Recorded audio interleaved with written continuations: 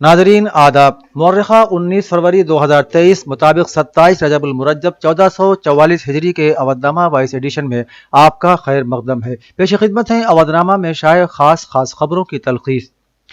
GST council ने रियासतों को जीएसटी मुआवजे के वाजिबात की मुकम्मल अदायगी के लिए 16,982 करोड़ रुपए जारी करने की मंजूरी देने के साथ साथ गुड़, राब, पेंसिल शार्पनर और कुछ ट्रैकिंग आलात पर जीएसटी को कम करने का फैसला भी किया है। वजीर खजाना निर्मला सीतारमन की जेर सदारत जीएसटी काउंसिल की 49वीं मीटिंग में ये फैसले लिए गए। सीतारमन ने मीटिंग में लिए गए फैसलों के बारे में मालूमात देते हुए नामानिगारों को बताया कि जीएसटी मुआवजे के पूरे बकायाजात अदा करने का फैसला किया गया है और इसके लिए 23 रियासतों को 16,982 करोड़ रुपए जारी किए जाएंगे।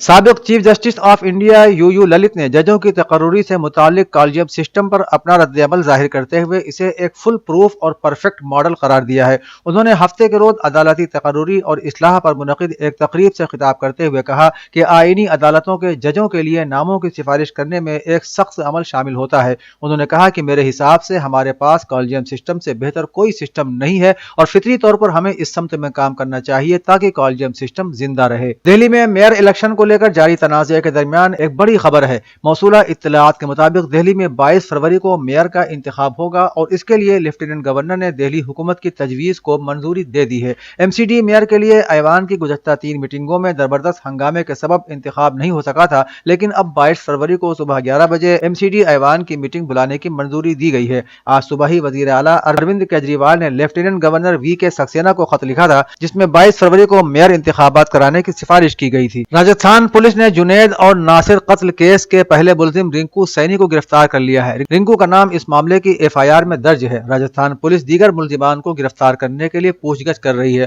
काबिल जिक्र है कि हरियाणा के भिवानी में गऊ स्मगलिंग के शुबहे में 2 मुस्लिम नौजवानों को कार में जिंदा जलाने का मामला सामने आया है और पुलिस उसकी जांच कर रही है। मुलजिम रिंकू सैनी से पूछगछ में कुछ अहम मालूमात सामने आई हैं। जराये के मुताबिक रिंकू सैनी ने अपने साथियों के साथ मिलकर जुनैद और नासिर को गाय की स्मगलिंग के शुबहे में मारा पीटा था। मारपीट से जुनैद और नासिर बुरी तरह जख्मी हो गए। इस दौरान शदीद जख्मी जुनैद और नासिर ने दम तोड़ दिया।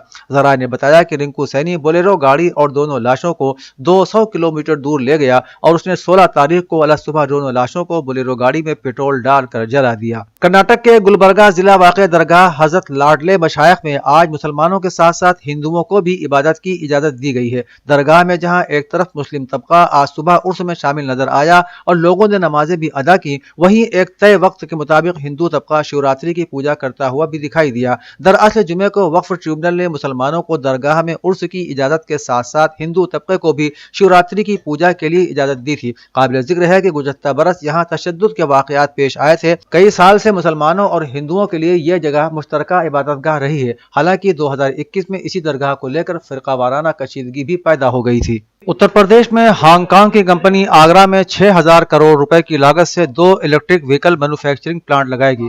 कंपनी 4,000 करोड़ रुपए की लागत से एक ई बाइक मैन्युफैक्चरिंग प्लांट भी कायम करेगी।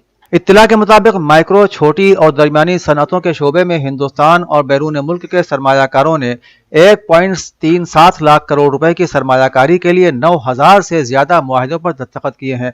हांगकांग की सिर्फ एक कंपनी इसमें तकरीबन 10,000 करोड़ की सरमायाकारी करेगी। यूनिक वेलफेयर फाउंडेशन के जेर एहतमाम फखरुद्दीन अली अहमद मेमोरियल कमेटी लखनऊ के इश्तिराक से मरसिया निगारी में लखनऊ के कलमकारों की अहमियत के उन्वान से एक सेमिनार कैफी आदमी अकेडमी निशातगंज लखनऊ में किया गया, जिसकी सदारत प्रोफेसर शारिफ रज़ौलवी ने की। प्रोग्राम में बतौर मेहमान खुसूसी जनाब अथर सगीर तुरस ज़ैदी शामिल हुए। प्रोफेसर शारिफ रज़ौलवी ने कहा कि लखनऊ के मरसिया गो शोरा ने मरसिया निगारी की रवायत पर जमूद तारी नहीं होने दिया। उन्होंने कहा कि मरसिये ने उर्दू को जिंदा रखा है और ये सिर्फ मजहबी सिन्फ नहीं बल्कि तहजीब और जुबान का मुकम्मल सरमाया है और हमारी तहजीबी और अदबी वरासत है।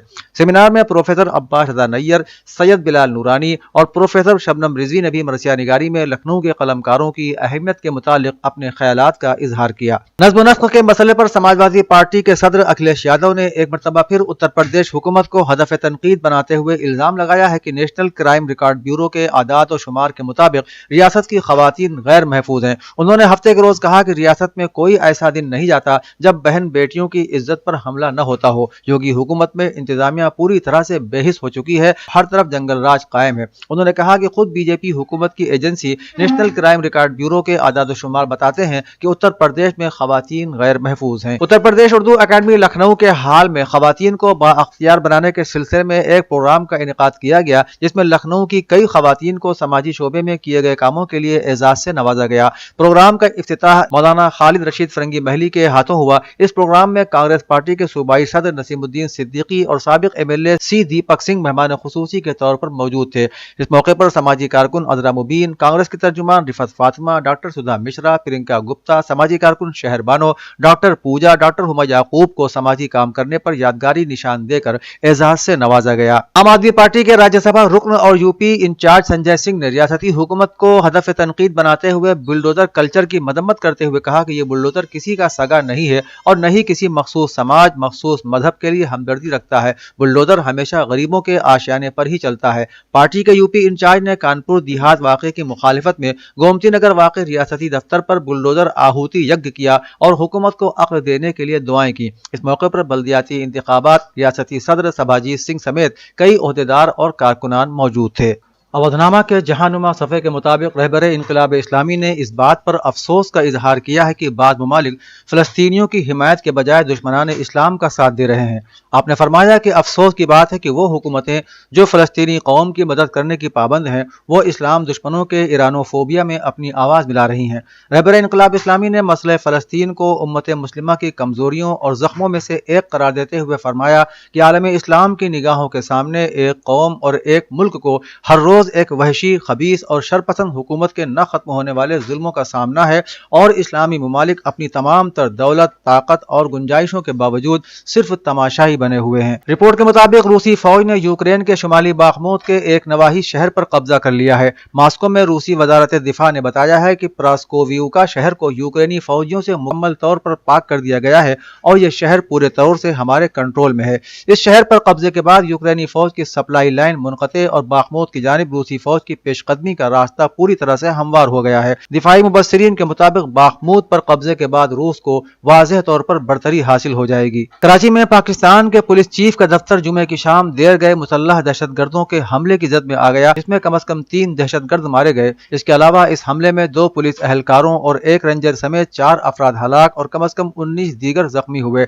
دہشت گردوں کا حملہ ایک ایسے وقت میں ہوا ہے کہ جب اس وقت پاکستان سپر لیگ میں غیر ملکی کرکٹ کھلاڑی حصہ لے رہے ہیں اور کراچی میزبان شہروں میں سے ایک ہے۔ سندھ حکومت کے ترجمان مرتضی وہاب نے حملے کے 3.5 گھنٹے بعد ٹویٹر پر کہا کہ میں اب تک تصدیق کر سکتا ہوں کہ کراچی پولیس آفس کی عمارت کو صاف کر دیا گیا ہے اور 3 دہشت گردوں کو گولی ماری گئی ہے۔ امریکی جاسوسی agency federal bureau of investigation کے نیو یارک آفس میں ایک پراسرار سائبر اٹیک ہوا ہے۔ روس اور چین کے ساتھ مغربی تناؤ کے درمیان ہیکرز نے ایف بی آئی کے سب سے بڑے دفتر کے کمپیوٹر کو اپنا نشانہ بنایا ہے۔ حکام نے اطلاع دی ہے کہ دفتر سائبر اٹیک پر قابو پانے کے لیے کام کر رہا ہے۔ حملے سے گزشتہ دنوں کمپیوٹر نیٹ ورک کا ایک حصہ متاثر ہوا ہے اور ایف بی آئی حکام کا خیال ہے کہ یہ واقعہ بچوں کے جنسی استحصال کی تصاویر اور نیٹ ورکس کی تحقیقات میں استعمال ہونے والے کمپیوٹر سسٹم سے متعلق ہے۔ ایف بی آئی نے تصدیق کی ہے کہ وہ اس واقعے سے آگاہ ہے اور اضافی معلومات حاصل کرنے کے لیے کام کر رہی ہے۔ ترکیہ اور شام میں زلزلے کے 12 دن کے بعد بھی راحت اور بچاؤ کا کام جاری ہے۔ اس زلزلے کے سبب اب تک 41,000 سے زیادہ لوگوں کی موت ہو چکی ہے۔ اس درمیان ملبے سے اب بھی کچھ لوگوں کا زندہ نکلنا لوگوں کو حیرت میں ڈال رہا ہے۔ شام کی سرحد سے متعلق ترکیہ کے علاقہ ہاتھے میں ایک ایسا ہی حیران کرنے والا معاملہ جمعے کے روز سامنے آیا جب ملبے سے مصطفیٰ نامی ایک نوجوان کو 11 دن کے بعد زندہ نکالا گیا۔ اتنا ہی نہیں، ہفتے کے روز یعنی زلزلے کے 12ویں دن بھی ایک 45 سالہ شخص کو ملبے سے زندہ باہر نکالا گیا۔ اتنے طویل مدت تک ملبے میں دبے رہنے اور خطرناک ٹھنڈ کے باوجود لوگوں کا زندہ رہنا کسی چمتکار سے کم نہیں ہے۔ اودھنامہ میں شائع مضامین کو مکمل طور پر پڑھنے کے لیے اودھنامہ کی ویب سائٹ www.avodhnama.com پر وزٹ کریں اور ای پیپر پر کلک کریں۔